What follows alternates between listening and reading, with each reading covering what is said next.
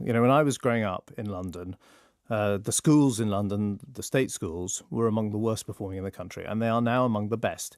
And they were improved in some of the most challenging and difficult areas where many different languages were spoken, where people came from real deprivation.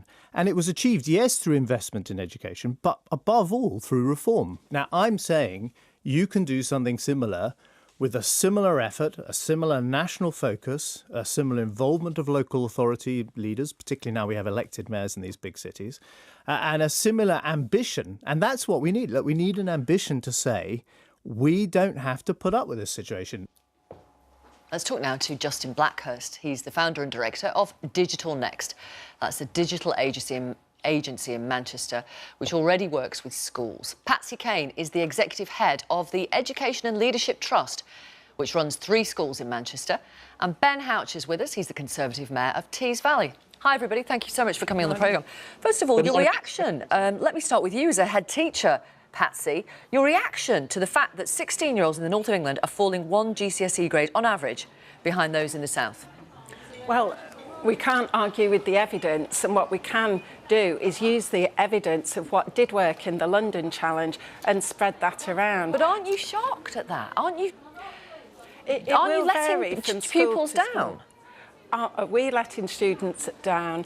I think as a society we have to really focus on growing young people. I think the proposals in the report are excellent. It does start preschool, helping families get school ready, and then it does propose that we work with businesses. And I think together, if we get that real engagement from businesses as well, there's some very positive possibilities coming out of this report. But nothing to do with teachers then? I think we are struggling to recruit in teaching at the moment. It can be the most fantastic job, but in schools there has perhaps been difficulty in recruiting great head teachers who are passionate and ambitious for the children in their areas, whatever their starting point. Justin, hello, thanks for coming on the programme. Why do you think this is happening? And then tell me about the kind of work you do in schools. Yeah, sure. Well, I started my business about 8 years ago, and I set it with my brother, so it was a family business to start with. And I kind of quickly realised there was a massive skills gap in the digital field. People in the industry that we were interviewing for jobs just didn't get the situation. So just to be really specific, what sort of skills are you talking about? Yeah, we manipulate search engines like Google for businesses to grow them online, and also get people exposure on platforms like Facebook to really push their business and grow their businesses.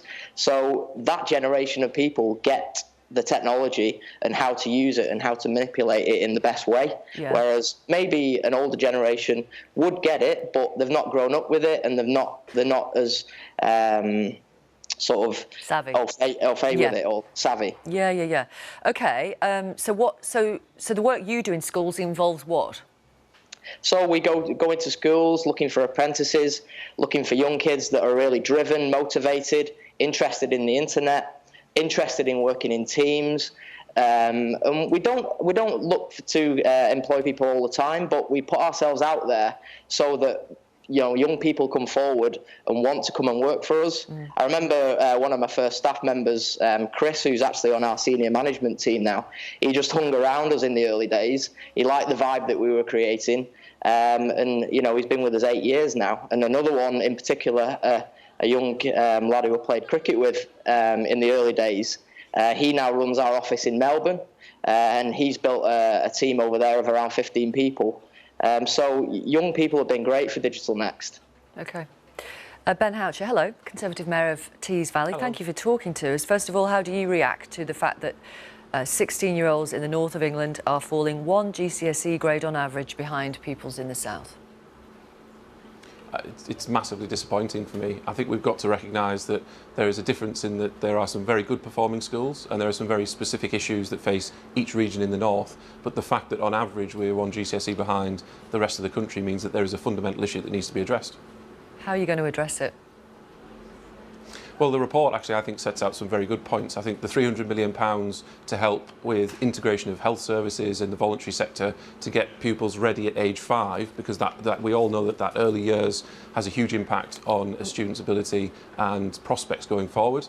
I think the refinement of the pupil premium system that was recommended in the report is important to make sure that more money goes to those most disadvantaged students. And one thing that I think that your other guest just said there is business engagement. You know, the statistics are very clear. If a young person has at least 3 meaningful engagements with business, then that can have transformational prospects for their future career and their future life chances. Right. Of these things that are being suggested, apart from the focus on a child's early years, which seems really obvious potentially when it comes to GCSEs, how does getting businesses involved in schools help somebody get high GCSE grades? I'm not sure I Oh, understand. sorry, I've just pressed theory by accident. Sorry. Carry on. I think it's about inspiration. I think it's about aspiration. Yeah, a perfect example would be, I know people who, for example, my brother used to work at BAE Systems in Barrow on the nuclear submarine programme, and he had to go into schools as part of the graduate scheme into the primary schools to make sure that they were aware of the opportunities in Barrow to get into BAE Systems. In my area in the Tees Valley many years ago, we had ICI that was a private business but had huge resources to be able to bus people in and get them engaged and get them familiar with the careers that are there. So actually arming students with information so they know the breadth of careers that are out there, and then also the impact that education has on getting that job, is something that at the minute isn't being done properly to make sure that those students are aware of really what education means to them and how it can affect their life going into their 20s, 30s and their long-term career. And Patsy Kane, do you get businesses coming into your 3 schools to talk to pupils? Massive priority. Right from year 7, we have inspiring people come in and talk about their life story. I think 2 of our schools are girls' school. It's particularly important they hear about different routes and how women manage having a family and a great career. We had a specific focus on women in STEM, science, technology and maths, using those subjects. We had engineers from the BBC come in. We had designers from the BBC, another huge IT company, UK Fast. And the big message is we need a really wide range of people. These are exciting work opportunities. They are local, they're well paid, they're really interesting, and this is how we got there. So it makes a massive difference. Justin, final thought from you. What were you like at school? What kind of, did you think it was right for you, or how did you view it? I thought school was great. It gave discipline, and I think it was, it's got a bit of everything, sport, and I think that's key. Especially a lot of the staff members that I've hired from the past that have been good team players have come from sporting backgrounds as well. So I think school gives kids a well-rounded education and also gives them the social skills that they need to succeed, especially in a corporate environment. Thank you very much, Justin. Continued success with your business. Thank you. Patsy Kane, same to you, Executive Head Teacher at a trust which runs 3 schools in Manchester, and Ben Houchen, thanks for coming on, Conservative Mayor of Tees Valley.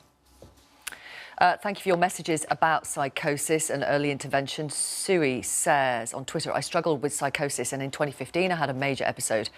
Since then, I've had counselling and medication through the NHS, and I feel like after 15 years, I've got my life back. Karen has emailed this. My 18-year-old first became sick in 2015, and the only help we got was 1 or 2 appointments to talk, and that was it. My son is now really bad once again, and no one wants to help other than talk. I have 7 children, and bipolar is very strong within my family, yet no one really listens to any of us. They think every young person who has this is down to the fact that they smoke cannabis. Latest news and sport on the way. Before that, the weather. Here's Simon. And Simon, we had a rare glimpse of the super blue blood moon, didn't we? We did. Victoria, did you see it last night? I'm afraid I was asleep by 10 to 8 last night, can you believe? That is how I roll. Oh, dear me. I was asleep as well, but actually I saw it this morning because we had a pretty good moon set this morning as well.